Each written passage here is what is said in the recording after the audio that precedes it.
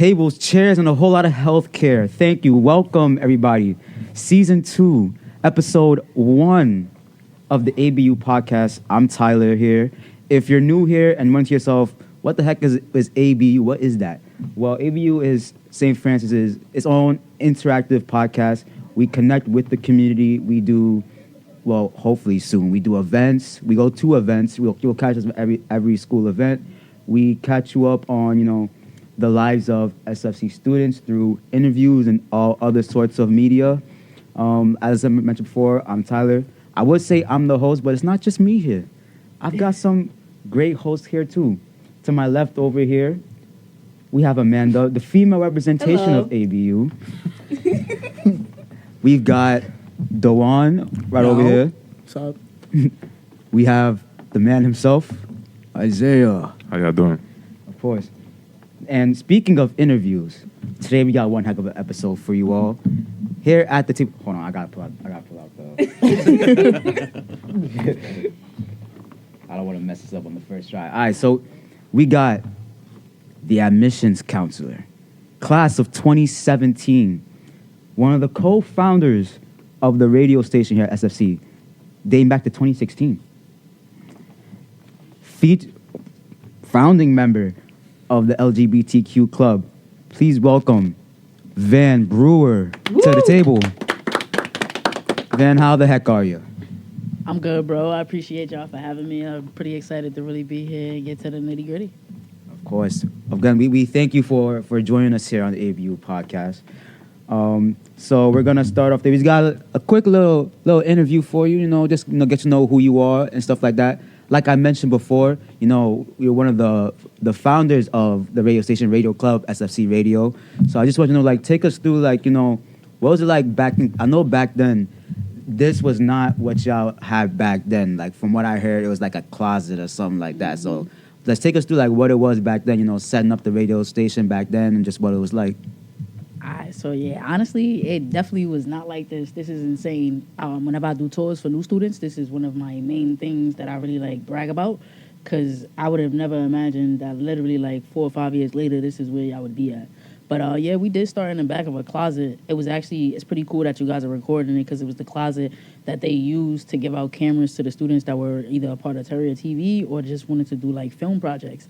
And it being a closet, the most they had in there was a bench, and then we had a little desk with the turntables that you guys have now, and that was pretty much it. And it really all started from me and a couple other students just having ideas of where we wanted to go with just our passions and our interests. Honestly, I didn't think I was going to be a admissions counselor. I really wanted to be a rapper. My whole goal was to be lit, go viral. I want to go on tour. I want to, make bread and all of that. So my whole idea was I'm going to come to SFC, get a degree in communications, and utilize all of the stuff that they have here to actually go ahead and, become famous off of it. I studied communications, so they taught me how to produce all of my videos. And then ultimately, I wanted to utilize the kind of the equipment that they had at the time to start producing my own music. And Brian Gregory and Dr. Brian Gregory and Brother Gregory actually was the two people that was our staff that was really, really into it and really making sure that we had everything that we needed. And we had the DJ-a-thon the first time, and it was only literally 2 people in the closet DJing for 12 hours, and it was insane. But it was just us really being passionate about what we came here to do. So 12 hours. Yeah, that's crazy. Wow. Yes. Yep. It was 5 of us. I was the co-founding inaugural vice president, and I was also the music director. So I low-key picked all the music that they was going to put on the actual station when we got the app. And Brian Gregory was actually the one that really brought me in a lot, because he's passionate about hip-hop. Y'all don't know, but he actually has a rap name. He go by Prof G. No yes. way.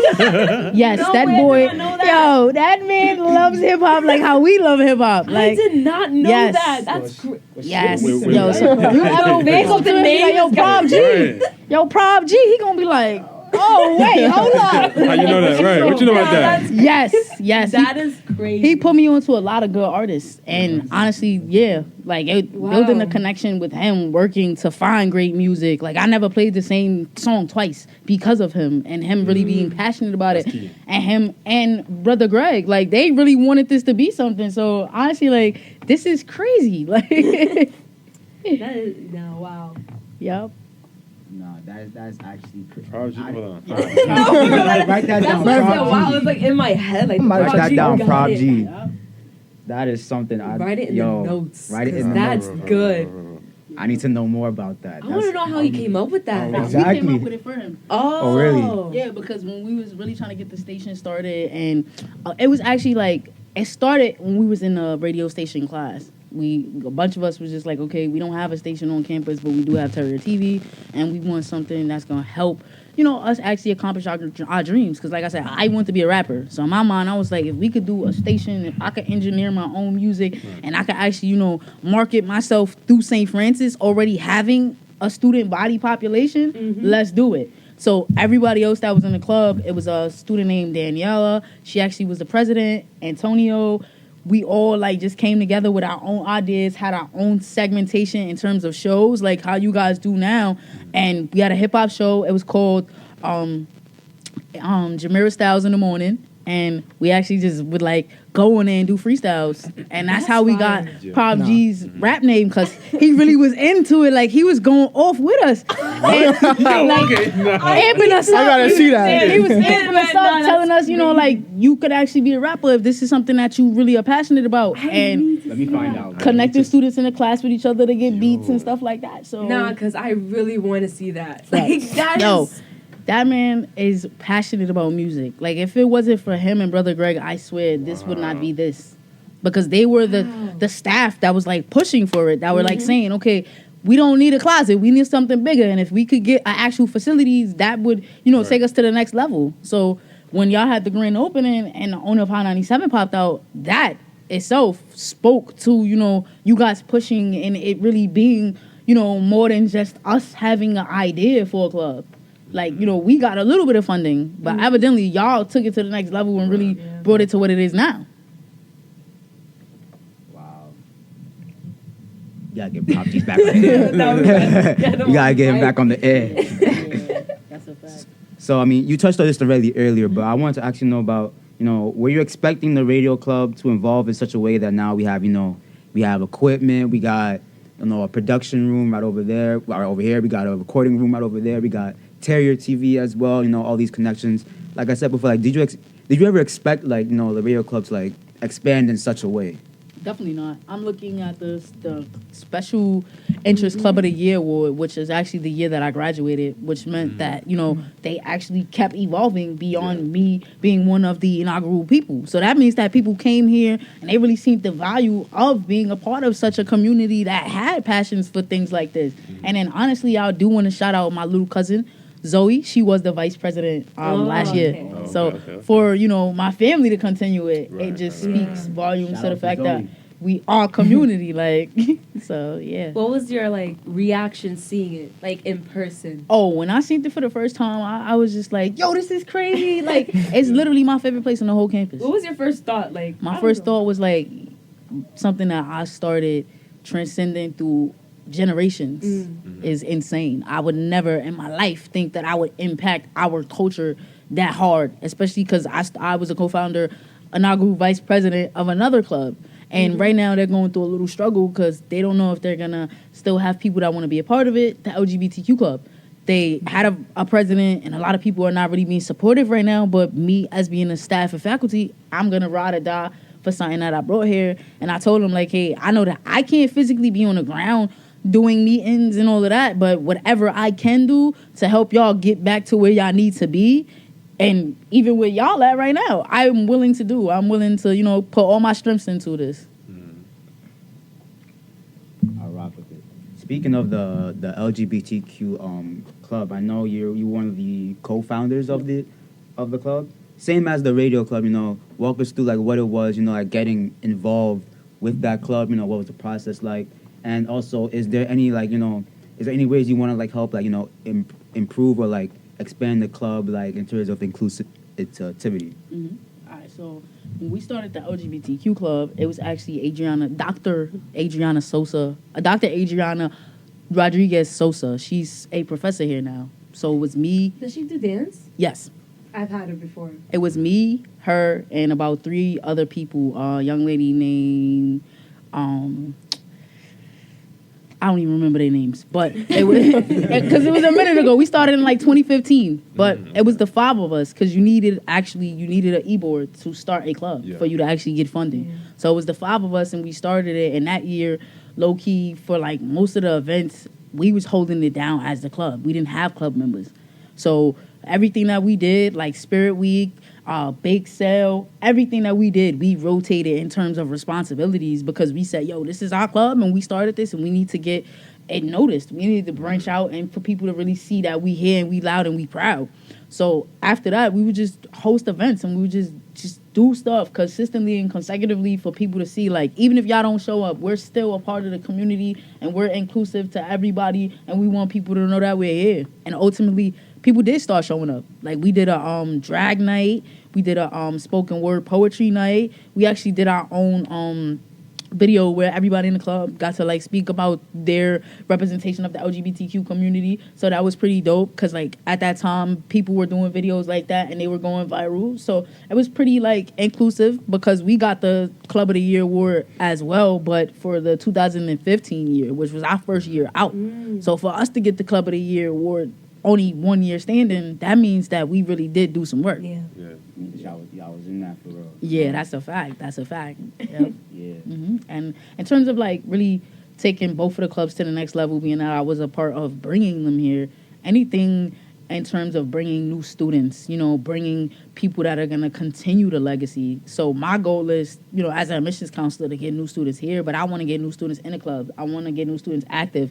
Like, in terms of the LGBTQ club, I want to get a new president, a new vice president, a whole new e-board so that they can actually start implementing the events that they were doing. And with y'all, anything that I could do like now, like coming on shows or, being a music director like I previously was, to help y'all, I don't mind. I really just want to make sure that for 10, 20, 30 years, the clubs will be here. Because I've seen the mark of 10 years. So now, 20 years down the line, if my daughter does come to the school, I want her to be able to have the opportunity to be either in the LGBTQ club as an ally or a part of the station. Right. I like it. Mikra, I got one more question, but y'all anything y'all want to ask? My last question. What do you think? What do you see as different in the students that go here now compared to when you guys were in there? Because, like, if you think about it, right? You said they're struggling, but like how, like if you were to compare yourselves, if you as a student, and the professor and any of the other like original like founding people, right, were in the same position, how do you see yourselves dealing with it compared to how you see our current students dealing with it? I think you guys are doing an amazing job. Back then, I think the difference was that we were just starting. Like, there was no idea of, how could we get a facilities. It was just a matter of, like, how could we actually get a platform. I'm talking about for both clubs. Oh, okay. So for the radio station, it really was just a matter of, like, how could we get a platform? How could we get a voice? How could we, even just get some type of equipment? How could we make music? How could we just, use our voice, period? And for the LGBTQ club, it was more so a sense of how could we get people to know that this is an inclusive environment? Because at the time, it was a really, really strong Catholic school environment. Right. Now we're more focused on faith-based and not, just Catholic and Catholicism. Mm-hmm. We have a strong student body of Muslims. We have 10% student body of Muslims, which has our interfaith prayer room downstairs. So at that point, it was kind of like a different environment. So we were just trying to, feel like we were welcome and then get people to join the club. Whereas now, everybody in here, everybody lit, everybody's welcome. Right, so at this point now, we have the students to be a part of the club. It's just a matter of getting them to the clubs to be a part of them. Right. So that's the real difference. And like I said, I think you guys are doing an amazing job. Like, taking, what y'all got and ran with it. I feel like my fault. Yeah. So for like the incoming like freshmen, like when y'all do like tours and stuff. It's like, what do you tell the kids about like coming, like transferring from like high school, like mind wise, and then coming into college? All right, so honestly, I tell them that I know that's an overwhelming transition because, you know, they come into a whole new different environment. They're meeting new people. They're going to have whole different new teachers. And when I came through the process, honestly, I didn't have anybody. My high school was a graduating class of 40 people. So some people didn't graduate. Some people definitely didn't go to college. And I was the only one in here. The only person I knew in the whole entire building was my counselor who got me accepted. So at that point, it was overwhelming. It was like a brand new life-changing experience to me. So I just take that as, you know, kind of where I can advise them, you know, take it step by step. You know, if you don't acclimate to the community as fast as other people, that's fine. If you don't find a club on the first week, if you can't find your classes on the first week, that's okay. If you don't make friends the first semester, that's not an issue. Your issue is really getting here and trying to become comfortable with yourself as an adult. Because now you are in another league, you know. Now you really got to figure out who do you want to portray yourself to the world. Because this is your opportunity to start over. This is your opportunity to really be your advocate for yourself. So if you're not out here really, you know, trying to see what we have to offer, if you're not really out here trying to see if you could try, then that's where you kind of like selling yourself short. You got any questions? What advice could you give to college students like here now? Okay, so here now, I would say, you know, a lot of y'all doing amazing. Y'all grades is fire. Y'all doing club activities. Most of y'all have internships at places that I would have never imagined. We just started, bro. We just started. She said grades is fire. I said, hey. Nah, but for real, like, from like, the last semester or the last year, I've seen that SFC kids, y'all really fire. Like, Right. y'all do what y'all gotta do. I seen students have internships at the DEA and all that. And I'm like, whoa, that's stuff that I would never even imagine, you know, let alone see my kids actually doing it, or, you know, the students that I associate with really out here living their best life. All right, so I just got another question for you. So how has being involved with SFC after graduation affected you as a person? That's a good one. Right. Okay, so honestly, I think I waited too late to be involved with SFC after graduation. So I came back. I graduated in 2017, so obviously I've been going for like 5 years. I came back last year, July, and I think that it was a little bit too long of a wait to come back, because when I came back, now I do really fully see like people, they respect you, they value you as a person, they love your energy here, but the resources and the connections in the community, I value that. Like, I don't see that at other schools. I don't see that at other jobs. Like, I've had several other jobs where, like, I liked the job, but it just was something about it where, you know, like, you could tell these people were low-key phony, or you could tell this is not the spot for you. Whereas here, this is family. I come here, these people know. Like, I was just talking to one of my coworkers about my daughter. I have a 5-year-old, and she just started kindergarten. And my whole office is excited that my baby's in kindergarten because they seen her grow. So, you know, like, I feel like if I had the opportunity to come in when I first graduated, I would have did that. And I see that that's the case in a lot of students that are graduating. Like, class 2022, they were offered jobs. Yeah. So if you got the opportunity to come back and do something that you're passionate about and be a part of this community continuously, do that. Please do that. I would definitely suggest that. Awesome. And I mean, one of the last questions I have is about your role now as, I believe, admissions counselor. Just walk us through, like, you know, what's it like, you know, being like admissions counselor? I know it has something to do with bringing in new, the ones that are bringing in new students. Or that's like, how is that like on a day-to-day basis? All right, so my primary job is really to go out to high schools, build connections and relationships with these high schools, whether it be the seniors, the juniors, anybody in these high schools, their counselors, their principals, so that they know that St. Francis is a safe, good environment for their students to be sent to. So I give one high school, for example, Crystal Ray Brooklyn High School. That's one of my favorite high schools in the whole entire city.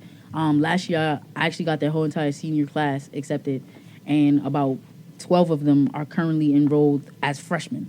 So for me, that really just speaks volumes of knowing I got 12 kids from one school to say, St. Francis has value to my life. St. Francis can bring me to the next level of where I'm headed and my success story. And honestly, like, other than going out to the schools, I look over the applications and I discuss the students' grades. So students that went through the pandemic and they have those bad grades or they have the lower grades and, less of engagement with the other students, I get the opportunity to see, like, okay, will you be a good fit for coming into St. Francis to become an adult? Would you be a good fit to, utilize us as the place that your adult years are going to be formed in? And honestly, I think that it's an incredible job. Like, my job, I'm super, super passionate about because not only, like, I get to discuss the futures of the future leaders of the world, but I get to actually impact it of, like, a lot of kids, they don't think they're going to college. Or a lot of kids don't see college where they can actually afford it.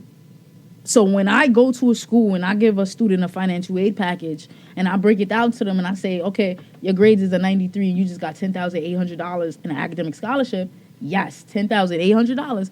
And then you did your FAFSA and your TAP, and that's another $11,200, and you come into St. Francis College for $0. Now they like, what? I never even thought I was going to school.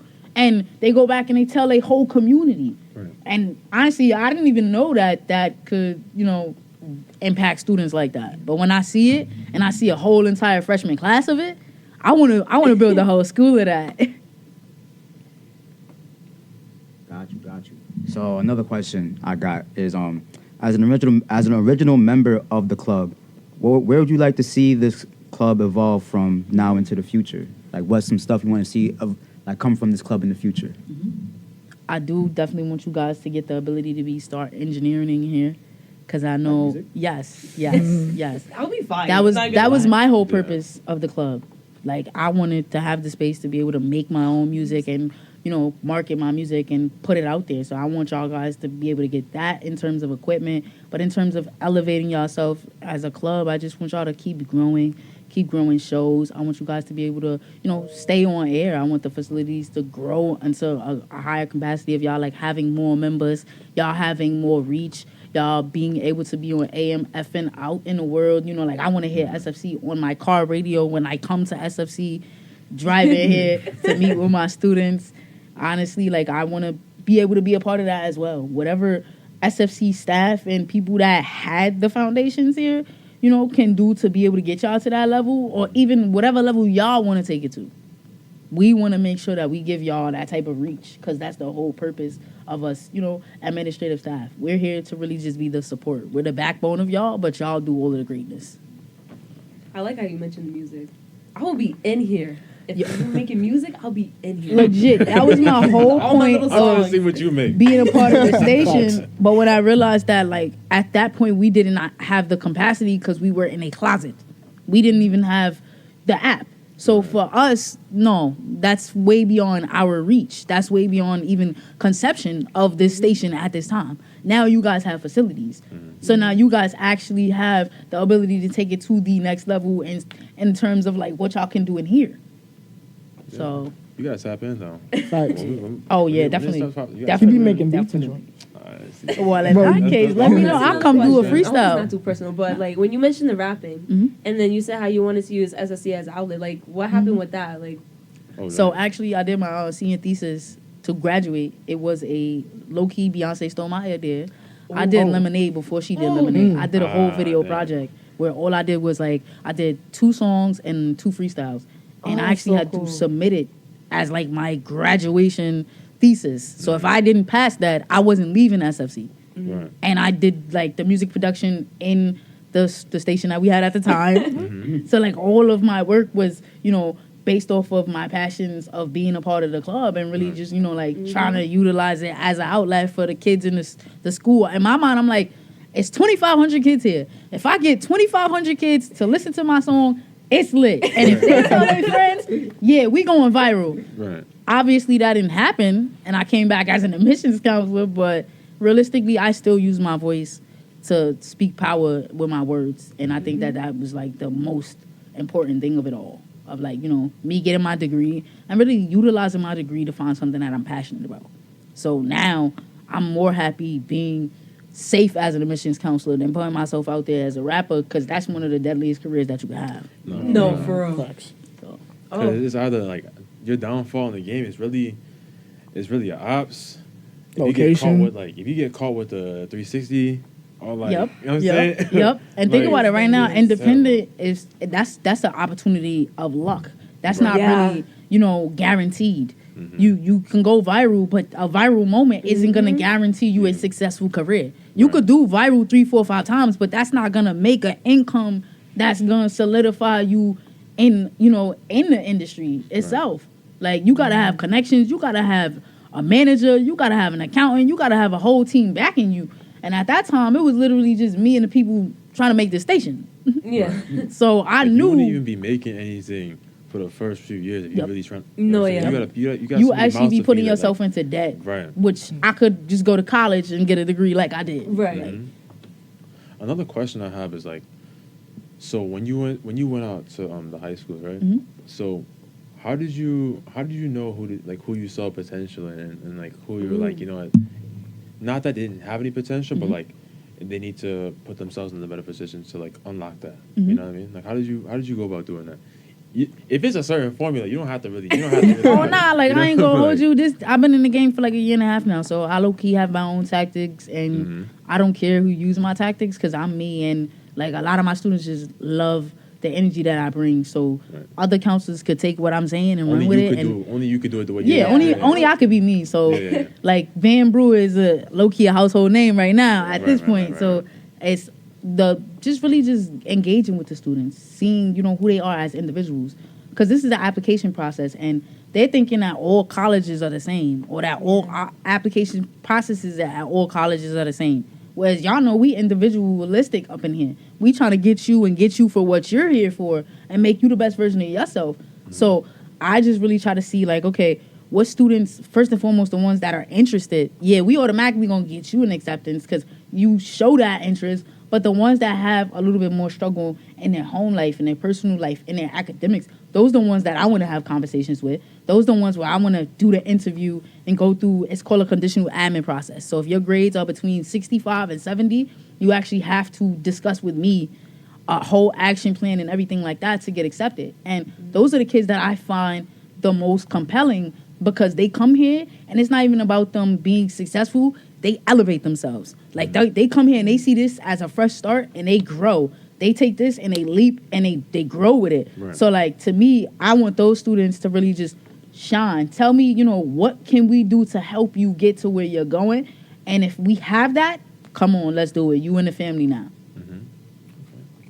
Yeah, that's good. That's interesting, because I know, like when you're going out to like different places, you're like trying to assess and get a feel for the room and everything. Like that's one of the skills you gotta have. So, I mean, you said you were a year and some change in, but like it sounds like you got it done. So Yeah, low key, I feel like I mastered it like probably in the beginning of this year because I went to around 81 schools and 10 organizations, and that's unheard of for any counselor. right. So my biggest thing was really just building those connections and really building those relationships, really just having a foundation of like people knowing that this is a good person, and it's not just this is a good person, this is a good school, this is a good community.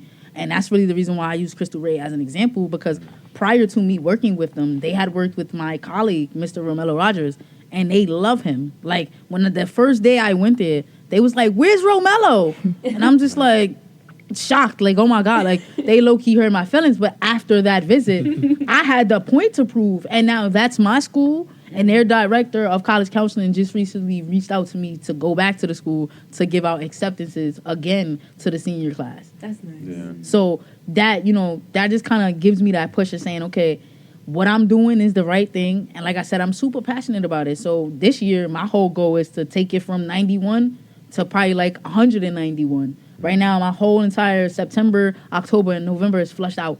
And I hope and pray that I could get December, January, and February full so that I can make sure that the reach is out there. It's just a matter of people not knowing about us. Yeah. Yeah. I mean, I understand what that school is saying, because like Romello was the first person I ever talked to from here, and like Same.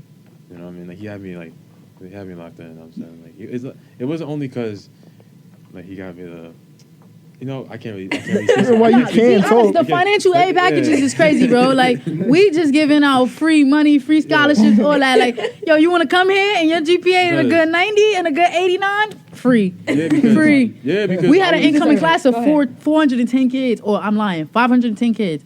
And out of like 510 kids, basically 400 of them didn't have an out-of-pocket bill. Ooh. That's because they had great ass grades and that they really, really showed that they want to be here. So when you said that, it's not Yeah. telling on him. It's a Nah, fact. yeah, St. Francis like- College is attainable in terms of finances. Like I was because I was looking through, like I'm not gonna lie, like I'm not saying it to be like, but I had schools that I wanted to go to, and when I applied to those schools, I got into those schools, right? Yeah. So then when I was weighing my options, and I was like, all right. I was speaking with my guidance counselor, and then she was like, well, I see you have like one more school on your list, St. Yeah. Francis, right? So I'm like, all right, cool. Apply, whatever. Then I have it came to, I got in, and I came. And then I think what day was it? Was it scholarship day or was it another day? Anyways, Probably National Decision Day. yeah. So then I got on the Zoom with Mello, and we was talking, and it was like an interview type thing, but like it just turned into like just like a real conversation, you know what I mean? And I was like, you know what, you know, after They got me. yeah. Yup. So Yup. that's how it go. But I feel like, you know, if I had you come out to my school, it probably would have been a lot better. Like I probably would have had like, you know, a few people that I knew coming in because they need, like in my high school, like they would have needed somebody with your kind of personality to really, like, you know, like speak to them. Tap Like- in with them, right? Like they know that they want to go. They know that they want to go to. They want to further their education, but like they didn't really have someone to, like, you know, really break it down to them in such a way where like it wasn't coming from their parents talking about, yo, you need to go to school. Not like, oh, you can go. You know, we have this for you. Like you can not really explain the opportunities. It was just one person just like giving them, like, just putting over their tunnel vision, not like just explaining everything to them, not showing them all these possibilities instead of just one. So would have needed you. Thank Would've you. needed Thank you, you. yeah. I'll try to agree. give a thorough presentation. But I was at a school actually earlier today. So I think that my biggest thing is really just giving them the honest truth. Like, really just giving them what I would have wanted when I was in that seat. Because my college counselor in my high school, he was more focused on, like, you know, just getting you into a school. Not really focused on a school that was going to fit you. And it worked out well for me, but in a lot of cases in big high schools where there's 5,000 high school students and they have like 2 to 3 counselors, that's not going to be conducive for these kids' success stories. So my biggest thing is just going in there with them and just being honest. Like, I like to say, tap in, because this is real. Like, and, you know, when I break it down, like how I broke it down of like, yo, if you have a 93 GPA, you'll get $10,000 in an academic scholarship. And I write it on the board. And then I'll also go in and I'll have the stats of like what we've been doing as counselors. So when I went to the school today, I had to let them know, like, yo, 47 students applied. 37 students got accepted. Out of 37 students, 14 students are currently attending right now. And these are the stats from last year. Out of 14 students, 12 of them got a full ride. Yeah. So, like, in your mind, you're like, hell yeah, I want to be one of 12. Or one of however many students applied this year. Because if I could get a full ride to a school that's going to offer me a job on campus, an internship, an opportunity to study abroad, people that look like me, counselors that care about me, yeah, I'm in there. And then when they see our events, like how they see the videos of Terrier Tuesday, or they see BSU, now they like, oh yeah, we got to go here. They got dorms. I want to live there. Like, Yeah. What's one thing that you wish you knew when you were younger? And also, do you think that you would have also benefited from having somebody like you come to you and explain to you, like, listen, like, that you're very much capable of doing this? oh yes, definitely. I wish I would have knew the value of money, because honestly, being that we come from lower income areas and more minority areas or minority backgrounds, honestly, we don't really see finances. We don't know too much about finances, especially working this job. I've actually got into a lot of data in terms of like just populations of, like, you know, our students and our demographics and like just, you know, our kids themselves. So like our income level is a big thing, and we don't know that because, you know, we don't know about finances until we really, you know, establish ourselves as adults or even, you know, as younger adults. So coming into college, low key, $27,000 is nothing. Your mom's car costs more than your college tuition for a year, Right. or like the stuff that you waste your money on throughout the year, like buying 3, 4, 5, 6 pairs of Yeezys, buying Amiris, buying Purple Labels, bro. $27,000 is nothing. But then I look at it in perspective of some actual places that people live, like Highbridge, the projects, their annual income is $25,000 as a project. So our tuition is $2,000 more than these people make for the whole year. So, in terms of finances, I wish I would have, knew the value of money and how a good investment in terms of a student loan, if you had to take a student loan from a good school, would be, setting yourself up for success. Mm-hmm. To go back to what you said about the different schools that you had on the table, whereas like schools like NYU, Columbia, those are good schools, but that costs $100,000 to go there. That costs $50,000 to go there per year. And if my mother makes $27,000 a year, how the hell am I going to pay for this? And if I take out a student loan, now I have $200,000 student loan debt, and I only have a bachelor's degree, and I don't have no real experience. I don't have no real back end to say that I'm going to go get a job somewhere that's going to make me be able to sufficiently pay off these loans. Right. So to say, yes, I definitely wish that I had somebody that's like me, that's like Mr. Rogers, to come into my school, to just come into my life and teach me anything about the college process. Because I low-key was mad late with it. I didn't want to go to school. I really, really, really wanted to be a rapper. My whole goal was to go viral. And then when I was in my senior year, like, I started effing up, to be honest with y'all. My GPA for my junior year was actually the highest GPA in my school. I had a 4.0 for both semesters. Yeah. And then when I got to senior year, I was just like, all right, I'm grown now. I'm 18. It's lit. I'm outside. And when we got to the end of the year, and it was like, yo, what are you going to do with your life? Like, are you just going to be lit for the rest of your life? And I'm just like, oh, shit, like, I can't do this forever. Yeah, I got to start getting, getting the ball rolling. Mm-hmm. So they had an immediate decision day at my high school, which is my favorite thing to do now, where I give them their acceptances on the spot. So my favorite line is, I will trade you your high school transcript for an acceptance. Because 9 times out of 10, you're going to get accepted. Mm-hmm. And you're going to get a decent scholarship. Here, I don't know about nowhere else, but, to graduate high school in New York City, you need a 55. Most of our kids, GPA ranges between 80 and 90. So I'm pretty sure you're going to get accepted if I trade you your transcript for an acceptance. And it's been working. A lot of students have been loving that method, and it's been helping me, figure out what I'm going to do in terms of getting the next 500 kids in to St. Francis next year.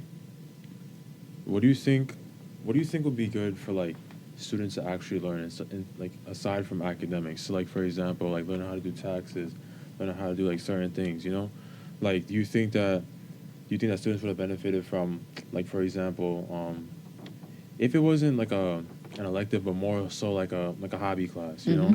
Like, do you think that students would have learned from like engineering, like production, all that? Like, what do you think? If you had to add something to the curriculum in terms of that, like, what would you add? I think I would do either financial literacy, because I think, like I said, that I actually have a financial literacy book that I give my students, like, or give people that I'm close to. I wrote it myself, and if any of y'all want to... What is it? I'm saying, what is it about? So it's Financial Literacy 101. And so when I was graduating with my master's degree in social media mobile marketing, I actually purchased a car as my graduation gift. And I did that in the pandemic. And, in the pandemic, low-key, that was, like, the best time to buy a car. Yeah. But I did it because I had the money, and I had the money because I really was, like, trying to be financially literate at that time. Right. I was working at Macy's Finish Line, and I was a manager of their fulfillment department. And that, like, I loved the job, but the fulfillment part was not fulfilling my pockets. I was getting paid like $300 a week, and I knew that was not going to help me do nothing with my real life. Like, I have a little kid that's about to go into school, right. And, she's going to have to wear a uniform. She's going to go on trips. Like, what am I going to do with myself? So I ended up reading Rich Dad, Poor Dad, and then The Richest Man in Babylon. And those two books really opened up my whole mindset to really, like, okay, you need to be a little bit more strict with your money, with your spending habits, with your idea of what it means to be financially literate. Because if you're not, then you will never get anywhere. Yeah, you only might make $300 a week right now, but that's not going to be your situation forever. And if you get more than $300 a week, you know, if you're wasting $300 and you get more than that, who's to say that you're going to be financially literate at that point? You have to set yourself up with the tools for success or a plan that needs to be executed for you to be able to get where you think you're going. Okay, so based off of your knowledge, like what 3 things you would tell a student to do in terms of like if they walked into a bank and they can do these 3 things, or they can ask about these 3 things themselves, like what, in simplest terms, like what would you tell them to do? I would tell them you definitely need a savings account, and that's the first and foremost. Like, we use our checking account, we play with our checking account all the time, and we run it up, and we get our refund from school, our book voucher, and that's cool. But a savings account is literally that, savings. The pandemic happened, and people was losing their minds because they ain't had no savings. Like, you know, they blew all their bread, and now people getting evicted. They don't know where they're headed in life because they don't have a savings account. When I read Richest Man of Babylon, the main thing in the book was save 10% of your money for yourself. Because remember, you work hard. You go to school every day. You go to the station every day. You're doing this. This is your blood, sweat, and tears. Why are you not reaping any benefits of what you're actually getting from it? So that was where the starting point was. When, in terms of like me trying to finance that car, I started with 10%, and then I realized, yo, your bills are at the end of the month, and you get paid every week. So if you could put certain amount of money of every check aside, you could pay your bills and still have a sufficient amount of money to go play with, or if you want to save that, or whatever the case may be. Then I started getting even deeper, and I'm like, okay, all right, now that I have the money for my bills, now I'm going to use this money to invest. Right. And the money that I started investing with, I would just use it to invest on the investments. I would never take it out. So, like, I got into Robinhood. One of my coworkers, he actually bought a Benz. He was a regular stock worker at Macy's Finish Line, and he bought a Benz off of working on Robinhood. Yeah, like, so that gave me that back, and like, yo, I need to really tap in with investments. But would you okay? So I'm pretty sure you know what an IRA is, right? Right? Yep. So I was gonna say that as my second thing. What's the best way? Because like, you know what I'm saying, like, personally, I think that like that's like one of the like single easiest ways for people our age to like go up. But like, how, like, what's the best way that you would explain an IRA to somebody who's not really interested in finances, who's like, because when I know a lot of people who when somebody's stuck in a situation for a really long time, they think, all right, I'm gonna just be here forever. So what's the best way you would explain an IRA to somebody to like pull themselves out of that hole, like, mentally? So it's basically low key the same way that I said the 10% and how like I got myself out of the hole of being a manager at Finish Line. And I'm not saying that that's a horrible job, but I knew that money wasn't gonna really like do much for my situation. Because think about it, I wasn't a college student no more, so $300 a week, low key, like, was not helping my kid. Like, I got a kid that's gonna go to college at 18 years, so now I have to figure out how my money's gonna make money. So that's what an IRA is, how your money can establish itself, how your money can grow itself, how your money can make money while you're sleeping, how your money can actually, you know, the interest of the dollar that you're putting in here can accumulate to where you don't have to do nothing but just keep putting your dollars in here, and that's what you was going to do anyway. Right. You was going to have a savings account. So an IRA is a specific savings account that has the intentions of making sure that your money continues to grow so that you make money while you sleep. Right. But yeah, that was going to be my second suggestion. And then my third one would be just really tap in with the people that's in the industries that you trying to be in. Like, if you say you passionate about something and this is where you really want to go in life, you need to have connections. You need to have a network. Like, I just recently started growing my LinkedIn page, which, like I said before, I really wish that I would have tapped in with SFC and everything that y'all got going on way earlier from when I graduated, because I have like 400 people on LinkedIn now, and that's just because I'm starting to like build my network of the people that I know from St. Francis. But if I would have did that earlier, I would have had people throughout the whole entire world, through industries, you know, that I could have started connecting my students with. But I wasn't, you know, I wasn't on it. Right, and that's why I tell my kids, get on it, you know. Even if, like I said, the second semester or the second week, just get comfortable and tap in with people. Tap in, because there's resources out there. That's the biggest thing of, like, the the amount of students that we just recently got in here, the reason why it's so many students is because a lot of people don't know. Like, and if you don't know, how you gonna grow? You gotta tap in for you to get that insight. You don't know how you going. Honestly, I gotta. See, that's why I made the station. That's why I got a question. Like, also, like, you know, like college, like it brings like out a lot of like kids anxiety and stuff. So, like, how do you tell them to deal with it? oh, I actually had a student the other day that came to the office and we was eating breakfast and she was telling me that she was going through some troubles. So I had to really just tell her, look, yo, this is the first week of school for everybody. Right. The whole world, like, yo, calm down. It's the first week of school for the whole world. My daughter's going through anxiety right now, and she's in kindergarten.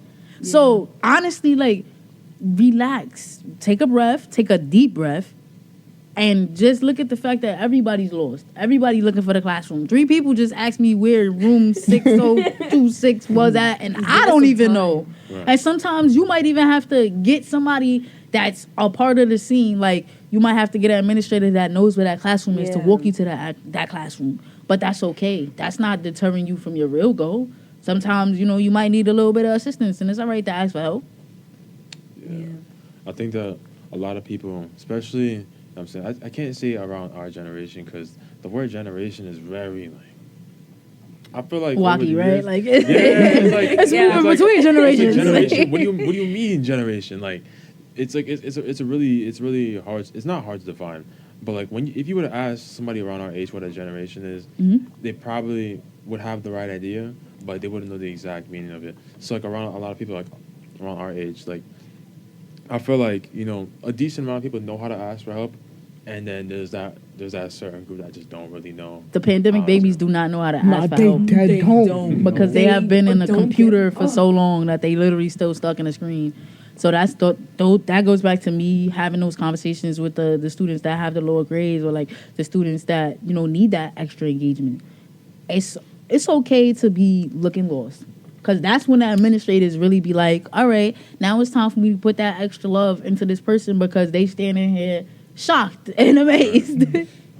So, honestly, it's all right to not know how to ask for help, but it's just a matter of you have to figure it out.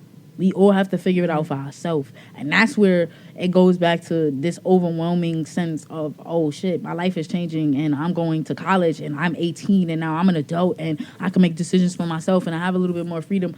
Think about it. That freedom is now your chance. This is what all you guys wanted throughout middle school and high school. All you wanted to do was be in charge of yourself. And now you in charge of yourself and you freaking out? Calm down. You don't understand. It's the amount of responsibility that comes with it. It's like when you're younger, you don't really understand, like, the gravity of the situation. The magnitude the weight of your problem. Of like, this is going to impact my future. Right? If I don't show up to a class, I'm going to fail. I was literally talking about this with my mother the other day. I was like, the more I get older, is the more my decisions matter. Like, the more my words matter. Like, when I was younger, I couldn't really say whatever. But I could have said anything, and like it wouldn't have been a topic of conversation. But now I say something, now I do something. It's like it could affect me tomorrow. No, yeah. It impacts your life deeper than it did before, especially because, like you said, you're old enough to know the difference between the things that you should and shouldn't do, and how they're gonna impact your life. And I think that goes back to, like, my daughter. She's 5, so, like, she don't know what's really going on. She just got into school, and she's really, like, becoming accustomed to being around other little kids. And, hanging out with other little kids was preschool. But now in college, in kindergarten, you guys have the ability to, expand your reach. Now you're actually focusing on the things that matter to your life and the things that are going to impact your life. And it might be overwhelming, but honestly, I don't think that, you guys are wrong for having these feelings because everybody feels this way. But it's just, it's okay. It's okay. We understand. That's why most counselors here at SFC, honestly, me and my colleague, Mr. Rogers, I don't want to say we hold the students' hands or we baby them, but, like, we are attentive to our students' needs. We try to make sure that if you text me and you don't know where your classroom is, I'm coming to the 7th floor to find you. Or if you don't know how to fill your FAFSA out, okay, you have to sit down with your mom and your dad and get your taxes so that these kids are aware, look, certain places not going to do this. But No, the yeah. people that care about you, the people that genuinely want you to be successful, like my daughter's kindergarten teacher, she's gonna tell us what to do to help her to, be a little bit more at ease of coming into this new environment. So just a matter of them trusting me. And I think that in itself is crazy, coming from being an SFC student to being an SFC administrator. That level of trusting my students really, believe in everything that I say. They hang on to every word. Like when I was in high school that I went to on Tuesday, they literally were enamored with everything that I'm saying. Like they just stuck, and I'm just like, wow, I'm living my best life. This is really better than being a rapper, because like I'm on a world tour right now, going to all these schools, spitting that ish, telling them real stuff. Like, yeah. It's definitely your delivery, because I think that's what really matters. Because you can say anything, but it's definitely the delivery. Because I definitely see with my cousin, I guess she's kind of like a little pandemic baby during that time. I see it now that she just, with college. And then, I don't know, I guess like when I was a senior, I had a little leeway because my aunt came here. And she loved it, right? Loves it. So when I came to the open house, it was just like, okay, I already like it. That's it. It was already set in stone for me. But for her, it's just more like, And then when I see her go to these open houses, and then just like they don't speak to her, and like they don't know her name, they don't know nothing, and we know her name. Like we'll come up to her and be like, "Hey." So it's just more of a.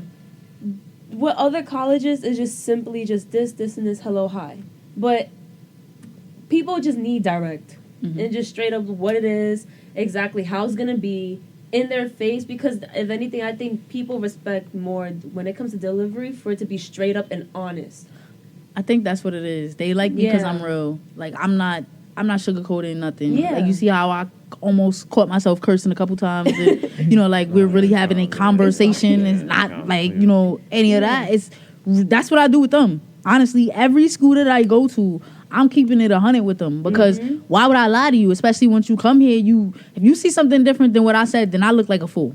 Right. So I really try to keep it a buck from the beginning, especially knowing that my biggest mission in being an admissions counselor is to get as many young African American, Latino people to scholarships. Like if I could get like that number of 12 students out of 13 or 14 enrolled with an out-of-pocket of 0, if I could get that through the whole tri-state area, let's go. Let's get it. I actually have a database right now with every high school in New York City in it. And it's like 500 schools in New York. And I'm trying to go to everyone within the next 2-3 years. Because I want to build a whole school of like students that know. This is counselors that care. Yeah. This is my second class that I'm working on. But by the third or fourth class, I know these kids is really going to be from all over, and they're going to be aware that St. Francis is the place to be. How do you think that, like, what you've learned from coming from high school, in a mental situation where you didn't want to like, this wasn't the path you was trying to take. How do you think that, coming from there to, being all about growth and helping other people grow, how do you think all the knowledge you've gained and all the experience that you've had, like, affected, like, you building relationships and, like, having relationships with other people? Like, and how do you think that's translated to you, like, parenting as well? Because it's one thing where when you're talking to other people, to other, like, people's children, and you're encouraging them, that's one thing. But it's like when you're talking to your own child, it's like a different. It's more impactful. Like, it's like not only are you trying to help them grow, but you're also putting a piece of yourself across to them. So like, how do you think your growth over the years? How do you think your change of mind has affected you building relationships, like, overall? Oh, I look at it like I'm kind of like, I have like this thing. It's low key crazy, but I look at it like before my daughter and after my daughter, kind of like Jesus Christ, because like she was the turning point. Before her, I was kind of still young-minded, still immature. And then after her, I fully have a whole person I got to take care of now. So, like, there's no more opportunities to F up because, this is a whole opportunity for you to level up. Like, that's when I got my master's, I got my car, and I'm like, okay, this is the opportunity for me to really see what do I want to do with my life? How am I going to impact the world in a positive way? You know, like you said, if I'm going to be a parent and I'm going to talk to my kid and she sees, you know, the things that I'm doing, whether it be my job, my hobbies, or my interests, she got to know that I'm actually doing something that's good for the world and I'm not out here just wilding. Because if she sees me wilding, she going to think that it's okay for her to just do anything. Whereas I know we all got morals. So that transcends from my students because I'm a friend to my students. I'm a big brother, big sister to my students. And I talk to my students like I would talk to y'all. I talk to my students, you know, like I would talk to my friends because that's what it really is. A friend on a higher level that's guiding you. My mentor, and it's crazy because my mentor, he told me, you always need somebody that's on a level below you so you could teach them the same level as you so that you can see like other perspectives, and somebody a level above you so that you can have somebody to elevate you constantly. And when I really first started going out to these high schools, my mentor, his counterpart, like the woman version of him, she was at one of these high schools. She worked in one of the high schools. So it was my life coming in full circle. Right. And I seen her and she was just like, you know, like, I would never think that you would work in schools now. I would never think that you would be a part of academics. But for me, I low-key always just love school. I love learning. When I graduated, every time that I graduated, I low-key was sad. Like, damn, yo, I'm not going back to school. Like, everybody gonna go back to school. Ain't no more school for me. Like, so for me to come back into the school arena, it's pretty dope because that's really located where my heart wants to be at because I'm a lifelong learner. But then for me to give my students the opportunity to learn, to chase their dreams and make their dreams a reality, yeah, that's fire. Like, I'm proud of myself for that. Like, so as a mentor, I'm sorry, I got a lot. Yeah, no, you good. I'm loving it. it. Like, as a mentor, like, what advice would you give to somebody else that's also, you know, growing in such a way where they're becoming a mentor, like, you know, they are a mentor? Honestly, I never even thought that I was going to be a mentor. Like, not for nothing, I have a couple cousins, and they just kept saying, yo, you're so good with kids. You're so good with scholars. You should be a teacher. Like, you would be an amazing teacher. And when I was working in Finish Line, like, this energy that I have, I've always had. But, like, my colleagues would just be like, yo, you need to be a life coach. You need to be a life coach. Like, yo, you really talking that ish. You need to go coach some people's lives. You need to do a TED Talk. Right. So a TED Talk. Not for real. At the time, I'm like looking up, how do you become a life coach? Like, how do you become a TED Talkist? How do TED Talk? Yeah, like, yo, okay. So ultimately, this opportunity came. And when it fell into my lap, I was just like, yes, let me do it. Like, I needed to, you know, feel that drive. I needed to have something that was gonna make me, you know, elevate myself. Help your channel. Yep. Yeah. Yep. Okay. So then, like, what did you learn? What did you learn, like, becoming a mentor? Like, you know what? I have a better question. Mm-hmm. When was the point where you realized, like, what was the point where you realized, like, what made you the happiest and what made other people happy meant? Like, what was a full circle moment for you? Like, was one of those moments, like, when you were at one of the high schools and you realized, like, yo, I'm changing people's lives, I'm impacting people with my words. Like, when was that moment that it really hit? Like, okay, I'm really doing this, and this is the path that I need to be on. I guess when I started doing the immediate decision days. Because it was now, like, if I thought the moment when I see my counselor was a full circle moment, now this is where I started. I got accepted at an immediate decision day, and I didn't even want to go to college. I picked the school because they gave me the best financial aid offerings out of everybody else. They gave me $10K for my GPA, and at the time the tuition was only like $22,000. So $10K with the full FAFSA full tap. I came here for basically free.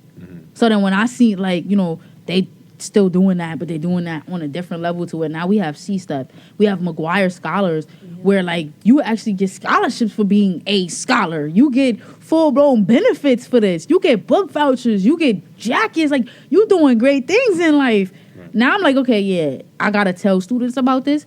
But the actual moment that happened was when I was giving these students their acceptances, and a lot of them really didn't think that they was going to college. And when they got the financial aid breakdown, a lot of them, because of their GPA and their parents' income, they was coming here for free. And now they looking at it like, damn, yo, I'm going to college. Like you really like changed my whole world. You changed my whole perspective on what my future was gonna be like. And then at that point, I did it for 42 students in one day. That was unheard of. They've never done that before. And then that was my model for this year. So now I'm doing that at almost every high school that I have an immediate decision day at. I'm going in for the entire day to get every senior student an acceptance. We're going to do a senior class photo of class of 2024 so that everybody knows, look, St. Francis College, like I said before, is the place where y'all want to be at. Right. Was there ever a person that you remember that like you saw yourself in? Where like you looked at them and you're like, I was you. Like, little do you know I was you. Yes, you know? Like, yes. in terms of personality, like, how they're talking, everything, and, like, you know, how you opened up their mind, like, because I know that adds to the full circle moment, but, like, I feel like it's kind of different because when you see yourself in someone, it's kind of weird, but it's kind of, like, it's also, like heartwarming and, like, humbling. So was there ever a specific moment? You don't got to beat their name out. But, Good, because in my mind, I was like, oh, I don't want him to watch this. No.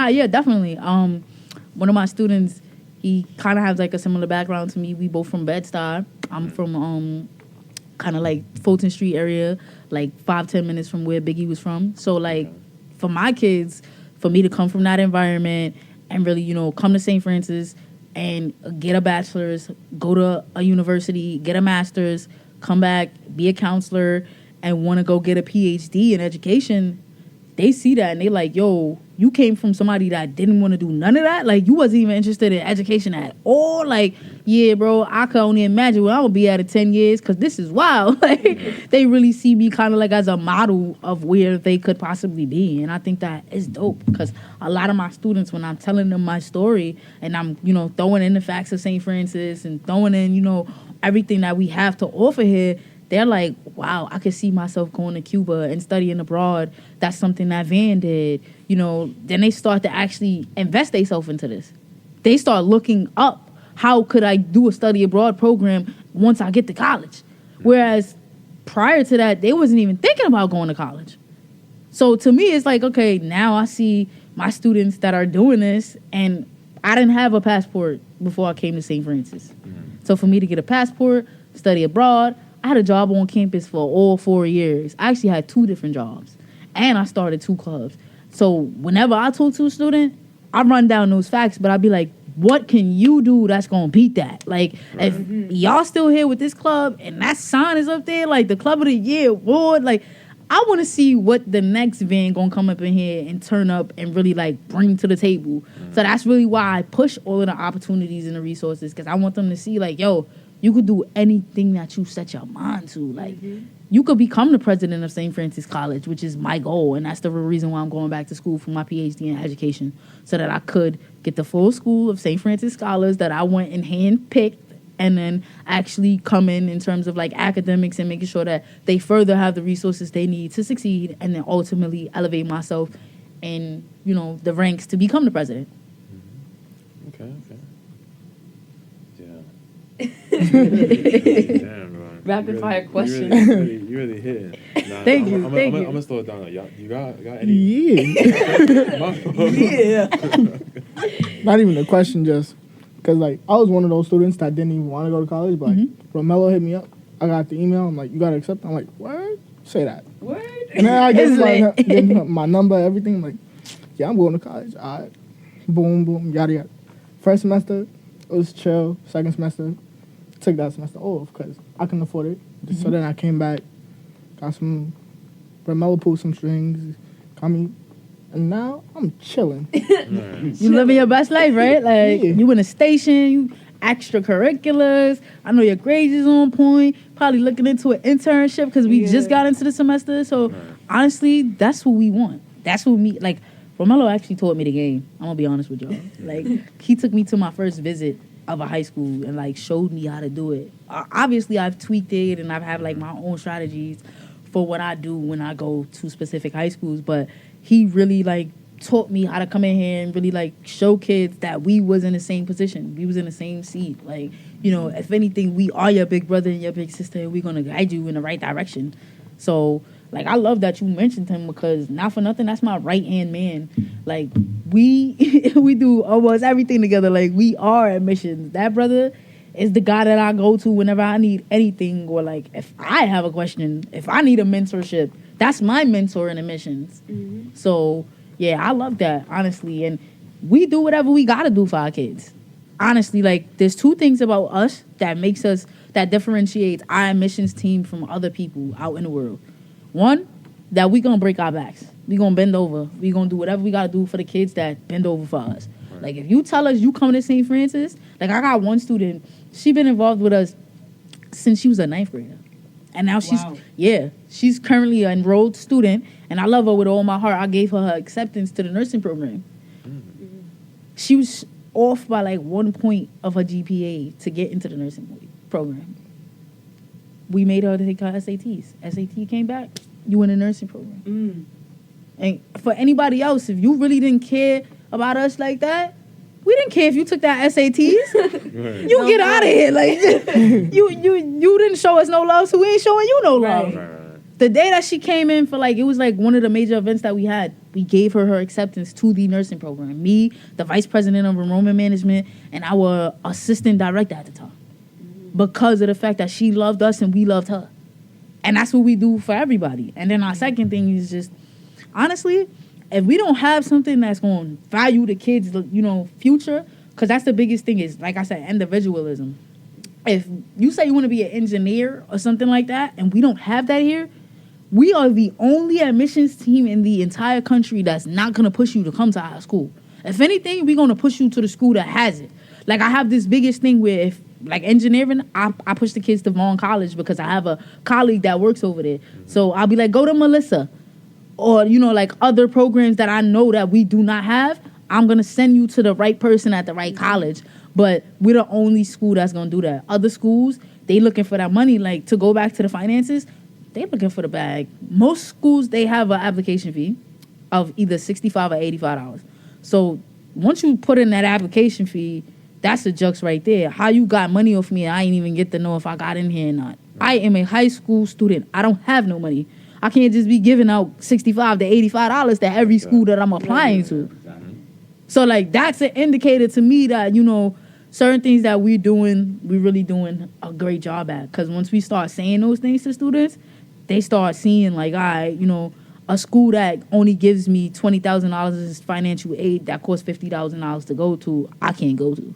No matter how good my grades are, no matter what the name stands for. Because not for nothing, a lot of these places and a lot of these schools, jobs, and industries, they looking at names, but we got a name too.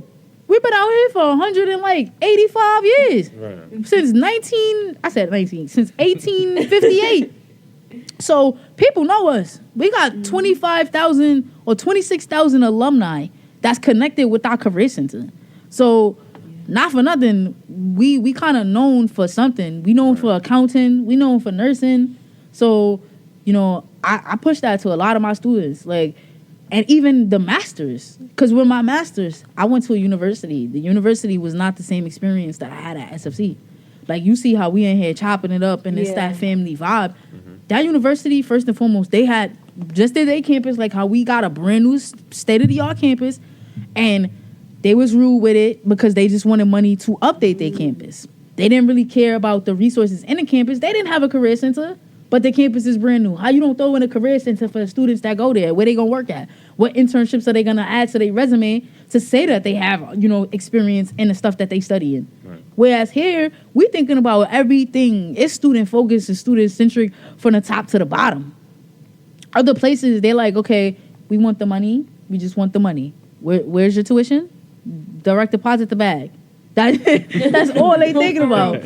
Whereas here, in most cases, you're not going to get a refund check, but the refund is the resources, the value proposition that you get to coming to St. Francis versus going to a SUNY or a CUNY is really that, that refund check that you would have got. Because a SUNY or CUNY only costs between $8,000 and $9,000. You could go there and get a $9,000 refund check. But think about it. A lot of SUNYs and CUNYs is big.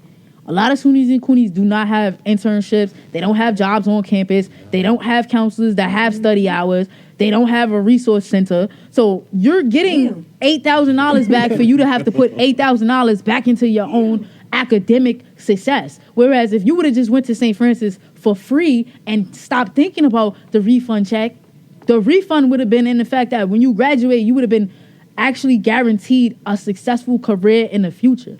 No facts. Cause That's crazy. here we don't play that. Like your first year, you could chill, but then by the second, third year, now your teachers is telling you, yo, what are you doing with your outside life? Because in all reality, you got a year left. You got 2 years left. I remember the staff that helped us start the LGBTQ Club, Dr. Monte Cavo. I still love her to death, and she's not even an administrator here anymore because she was asking us, what does our outside life look like? You know, what does our hobbies look like? What do things that are gonna generate the success that we get in our class to our actual career? Because just because you getting good grades does not mean anything. Do you know how many people in college right now? You know how many people in college only have to focus on college? Not for nothing, not to make it about race, but the white kids, they don't have to worry about working. They could go to school, they could get all A's every day, 4.0s. So for us, if you do have the, you know, to go get a job, if you have siblings that you have to take care of, you know, now that makes your feet a little bit harder because you have other things that are adversities to you really, you know, making it happen.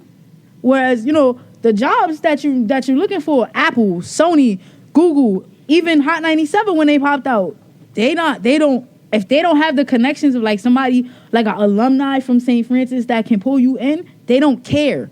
They're just looking at that GPA. Yeah, They're just looking at those skills. They're just looking at your ability to come here and do a job for them. Right. So I push my students. I push them to do everything that they could do while they here. I push them to do stuff that we have connections to that they ain't even here because I want them to be the success that I'm not. And yeah, I'm a success in my own right, but whatever you are supposed to be, I'm gonna get you there. And it's part my job, but then also, you know, like I feel indebted to my counselors that did that to me. Because when I was in high school, like I said, I didn't want to go to college. So for my counselor to get me in a college to where I'm paying damn near nothing to go to a private school that has all of this stuff, that, you know, like when I put my St. Francis College on a resume and I put my resume out into the world, I actually got one job because I did the interview. Like, say I'm interviewing right now, like how I'm interviewing with y'all. The lady sat there and just straight put the resume and was like, I know somebody that went to St. Francis. You got the job. I didn't even get to finish the interview. Right. And she just straight up was like, can you start? And the job was not feasible for me because it was a little bit too far from my house. But just knowing that those type of connections out in the world speaks volumes, whether it's New York, whether it's the nursing industry, whether it's the accounting industry. People hear St. Francis and they be like, wow, you special. You a different one. That's a different breed. So. Dope. Dope. That was dope. I like that. But we're gonna start wrapping up because, But yo, Vann, thank you for popping out to the interview. We really appreciate you and stuff like that. That was all like a bunch of good information. It's too much game. If you're watching, if you're watching, write that down because you're gonna need to know all that. I'm writing that down when I get home too. I'm gonna edit it while taking notes. Exactly, yo, because that's. See, you get to experience it twice. That's not fair. I give everybody Probably more. my personal work phone number. So if y'all ever want to tap in, or if like I should do the phone line, like I should tap in. If y'all got any questions, that's my biggest thing. You know what? I actually just came with an idea. We could speak about it. I can't beat it out to everybody. Man. That's something to speak about after, right? All right, so we're gonna wrap it up. Thank you all for listening to the return episode of ABU. I forgot to mention this before we started. That's on me. Some people might be wondering, yo, they're not on Instagram Live no more. Like, what's going on? What's up with that? Where's the live? Slight change of plans.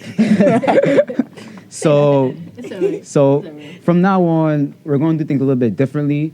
The Instagram Lives, sorry for the people that like Instagram Lives, sorry, but we're cutting it.